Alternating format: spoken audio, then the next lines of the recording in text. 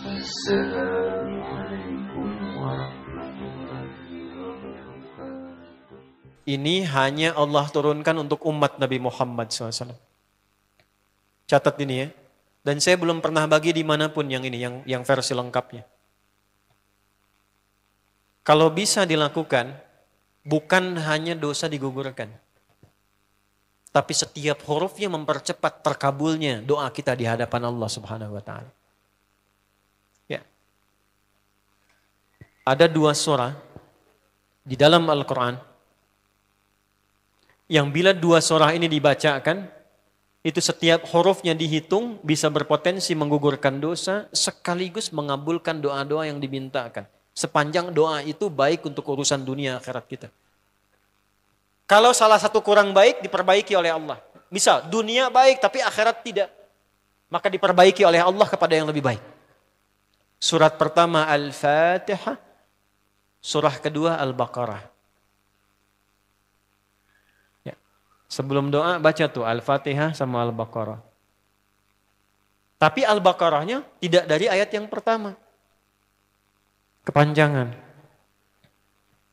Cukupkan di ayat 285 sampai ayat 286, 2 ayat terakhir. Hadisnya sahih. Kalau mau dikuatkan biasanya banyak ulama memasukkan ayat 284. Ada yang sudah masuk ke dalam Ka'bah di sini? Ini informasi saja. Dan 3 ayat ini, Al-Baqarah 284, 285, 286, itu ayat yang dituliskan di dinding Ka'bah. Itu yang saat berhala dikeluarkan, gambar-gambar dihapus, itu ya, syair-syair diganti dengan ayat Quran sehingga jadi kain kiswah Ka'bah di luar. Itu ada sejarahnya.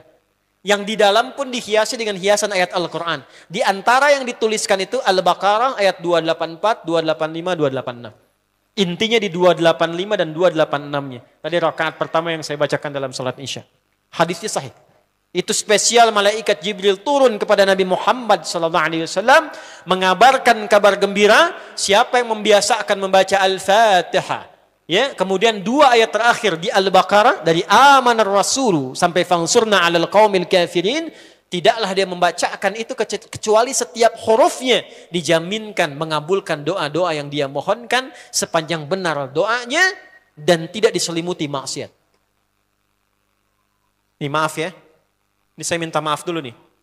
Kalaupun Anda benar doanya khusyuk sampai nangis, tapi ada selimut maksiat dalam permohonan doa itu pengabulannya mental lagi.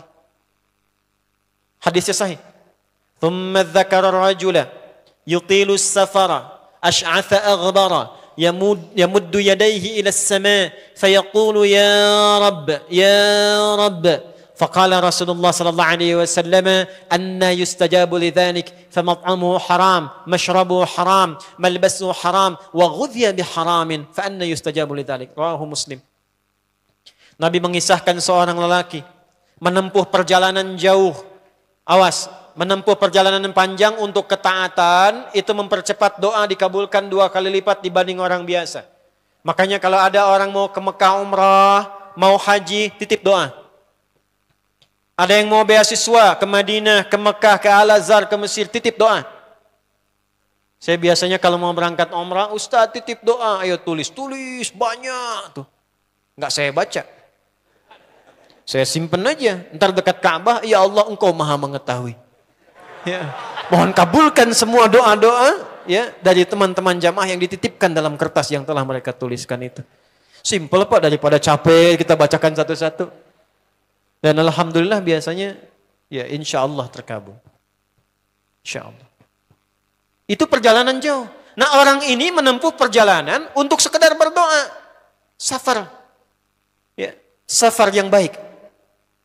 Kemudian yang kedua, yamuddu yadaihi ilas sama. Dia mengangkat tangannya ke langit. Ini saya tidak bermaksud mengajarkan ya. Cuma menunjukkan prakteknya begini nih. Ada yang bisa bantu saya nggak satu orang maju? Cepat. Yang depan aja, depan. Jazakallah khair. Mohon pegangkan mic sebentar. Ya, terima kasih ya. Lihat sini. Gini. Nah, jazakallah.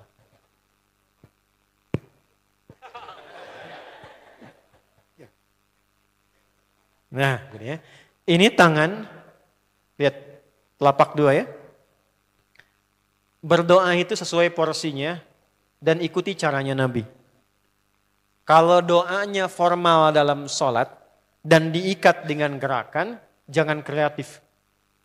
Ikuti seperti Nabi yang contohkan. Misal dalam sholat, shollu kama ra'aitumuni usolli. Sholatlah seperti kalian melihat aku sholat. Nanti ada 3 posisi atau sampai 4 posisi dalam sholat yang mempercepat terkabulnya doa. Posisi puncaknya sujud. Hadisnya sahih. Inna ma aqrabal abdi min rabbihi wa huwa sajidun fa akthirud doa. Keadaan terdekat antara hamba dengan Rabbnya adalah saat sujud. Maka perbanyak doa saat sujud. Tangannya posisi sujud begini, menempel. Jadi nggak usah begini. Oke, begini. Nah ini di luar sholat. Di luar sholat kalau berdoa tangan begini. Lihat baik-baik ya. Ini kitabnya agak banyak, bahasanya panjang. Saya berikan yang simpelnya saja ya. Baik. Ini kan teman-teman telapak yang kanan, yang kiri ya. Padukan begini. Ya. Lalu setiap Anda kan pasti punya garis yang kanan dengan garis yang kiri. Ada kan? Itu membentuk keseimbangan. Awas, ini bukan ilmu otak-atik ya. Ini ada sanadnya nih. Pertemukan 2 garis itu sehingga seimbang tangan ini. Tuh. Ini masalah sederhana tapi poinnya penting sekali. Sudah? Cara yang pertama begini. Ini di luar salat dan bukan dalam posisi saat istisqa, saat minta hujan. Begini, sudah pertemukan. Lalu letakkan sejajar dengan dada di sini. Ya. Jadi kalau dada itu, ini posisinya, ini nahar di sini. Ini ada rongga dari bagian atas dengan perut, ada rongga kosong. Nah ini yang disebut dengan sodrun di sini.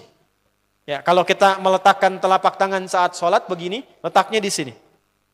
Yang ini perut, yang ini nahar. Doa itu di sini.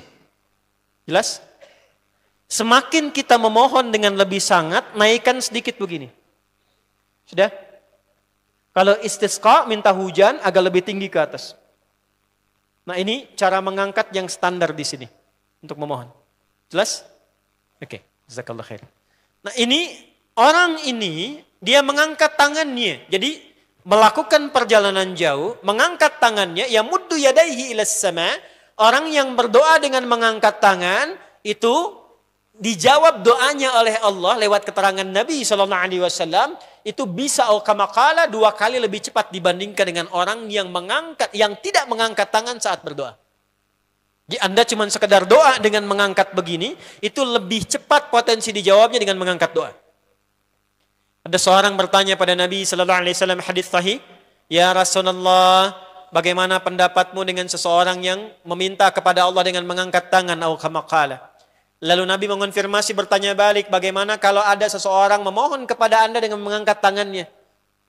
Pak, tolong Pak, tolong Pak, tolong. Gitu kan? Di depan rumah Anda, 1 jam begitu Pak, tolong Pak. Kira-kira Anda beri atau tidak? Beri. Minimal kalau Anda nggak punya kemampuan, Anda referensikan atau beri sesuai kemampuan Anda kan? Angkat tangannya. Dia jawab, saya malu kalau nggak ngasih. Apa kata Nabi? Innallaha hayyun karimun. Allah itu lebih punya sifat peka untuk merasakan malu pada hambanya kalau dia tidak memberi ketika hambanya mengangkat kedua tangannya. Nah nanti ada beda-beda posisi saat khatib Jumat misalnya 1 begini untuk khatib. Makmum mengangkat 2 tangan.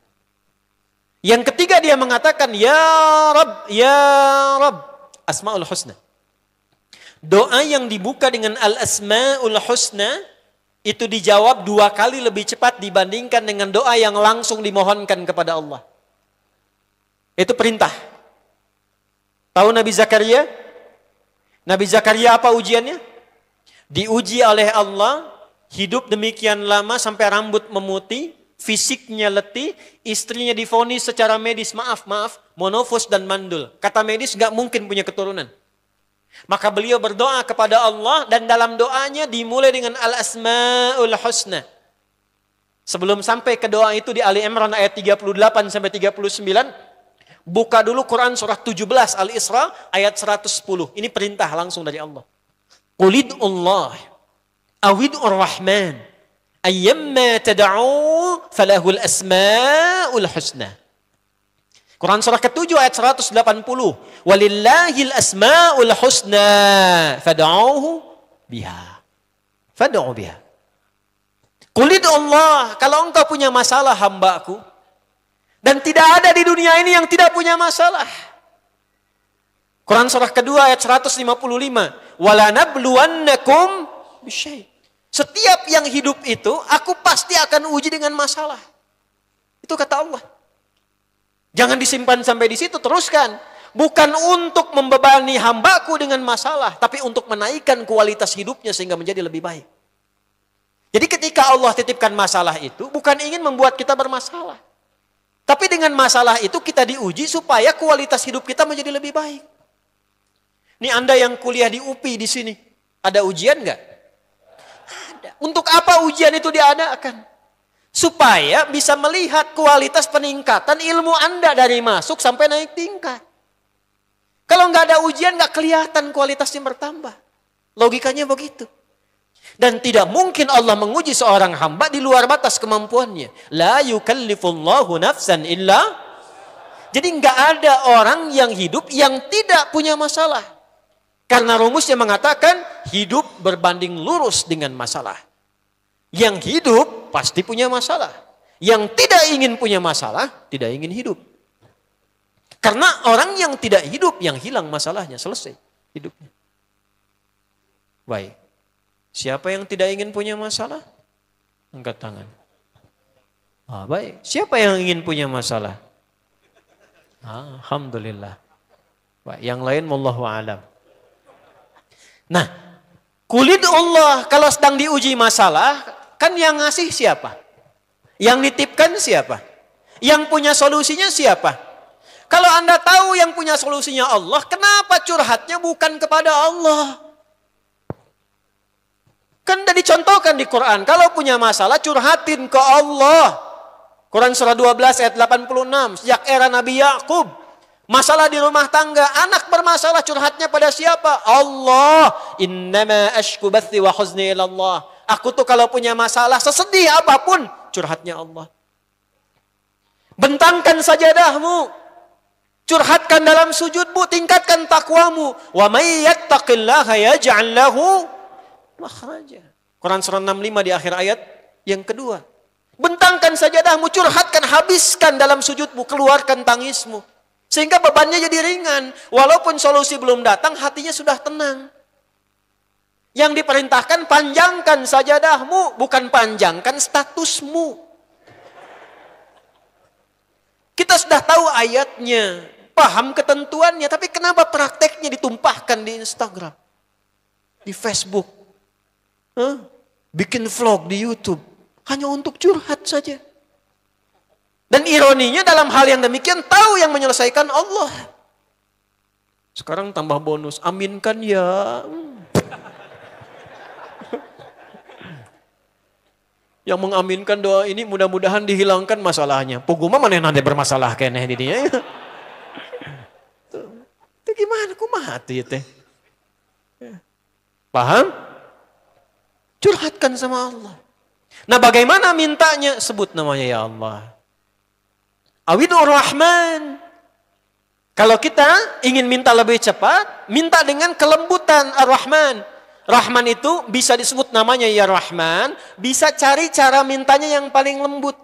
Yang menyentuh. Allah senang dengan kalimat yang menyentuh. Misal ya. Kembali ke Nabi Zakaria tadi. Quran surah 3 ayat 38.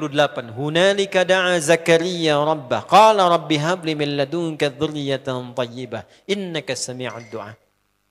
Ya Allah, hamba-hambamu itu telah menghukumi aku dan istriku tak akan mungkin punya keturunan. Sedangkan engkau yang maha pemberi tanpa punya batasan. Mereka mengatakan istriku punya keterbatasan. Maka aku memohon kepadamu yang pemberianmu tak ada batasan. Mohon ya Allah anugerahkan keturunan dari sisimu saja ketika mereka mengatakan tidak mungkin itu punya.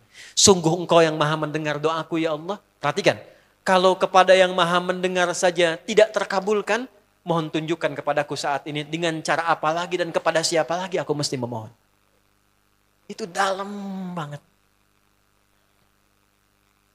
Ya Allah, Engkau perintahkan aku berikhtiar mencari kerja, aku lakukan.